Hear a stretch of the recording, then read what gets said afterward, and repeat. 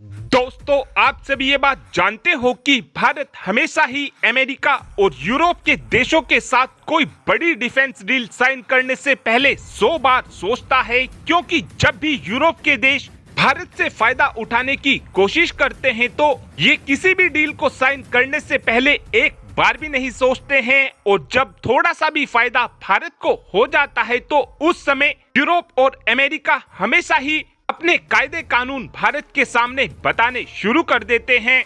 इस समय यूरोप के देशों में जर्मनी वो देश है जो हमेशा ही भारत की टांग खींचने की कोशिश करता है। ऐसा मैं इसलिए बोल रहा हूं क्योंकि जर्मनी ने शुरू में भारत को बोल दिया था कि हम भारत के लाइट वेट टैंक के लिए इंजन की सप्लाई काफी आसानी से कर देंगे, लेकिन जब इंजन देने की बारी आई तो उस समय जर्मनी की तरफ से इन इंजनों की डिलीवरी देने में काफी ज्यादा डिले करना शुरू कर दिया गया, और बाद में भारत ने परेशान होकर अमेरिका से ही इंजन को लेने का फैसला लिया था।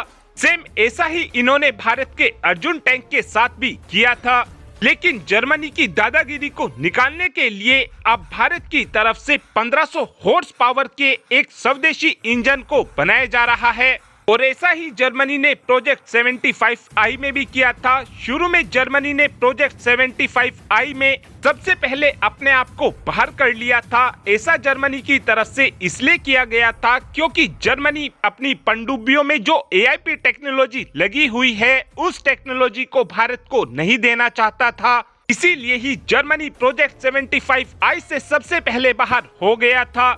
लेकिन अब जर्मनी को लालच आ गया है और इन्होंने प्रोजेक्ट 75i में फिर से एंट्री कर ली है। प्रोजेक्ट 75i को लेने के लिए जर्मनी अब एडी चोटी का जोड़ लगाने की कोशिश में लगा हुआ है, क्योंकि जर्मनी अपने हाथों से 6 पनडुब्बी की डील को जाने नहीं देना चाहता है।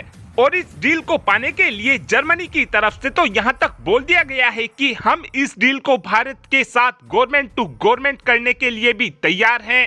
लेकिन इतना सब कुछ हो जाने के बाद अब जर्मनी लाइन पर आ गया है, क्योंकि आज जर्मनी के डेप्यूटी फॉरेन मिनिस्टर की तरफ से बोला गया है कि हमने जितने भी कायदे कानून अपने हथियारों को लेकर बनाए हैं, हम उन सभी कायदे कानून को भारत के लिए बदलने के लिए पूरी तरीके से तैयार हो चुके हैं। और जर्मनी के डेप्यूटी फॉरेन मिनिस्टर की तरफ से तो ये भी बोला गया है कि अब तक जितनी भी डिफेंस डील हमारी भारत के साथ में पेंडिंग में पड़ी हुई हैं, अब हम उन सभी डील को काफी तेजी से करना शुरू कर देंगे।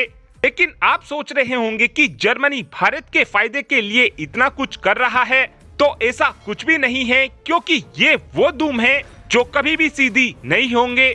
इस समय जर्मनी भारत पर इसलिए मेहरबान हो रहा है क्योंकि इनको भारत से $6 बिलियन कमाने हैं, और अपने हाथों से जर्मनी ये मौका नहीं खोना चाहता है। और वैसे भी इस समय चाइना और जर्मनी के बीच काफी खटपट चल रही है, जिस कारण जर्मनी और चाइना के रिश्ते पहले जैसे नहीं रहे हैं। इसके बजाय जर्मनी भारत के साथ इसलिए दोस्ती को बढ़ाना चाह रहा है क्योंकि जर्मनी को भारत का एक बड़ा मार्केट मिल जाएगा। और अब आप ही कमेंट कर कर बता सकते हैं कि क्या जर्मनी भरोसे लायक देश है, हाँ या फिर ना। इस बात का आंसर आप कमेंट बॉक्स में दे सकते हैं। Thanks for watching this video. Have a good day.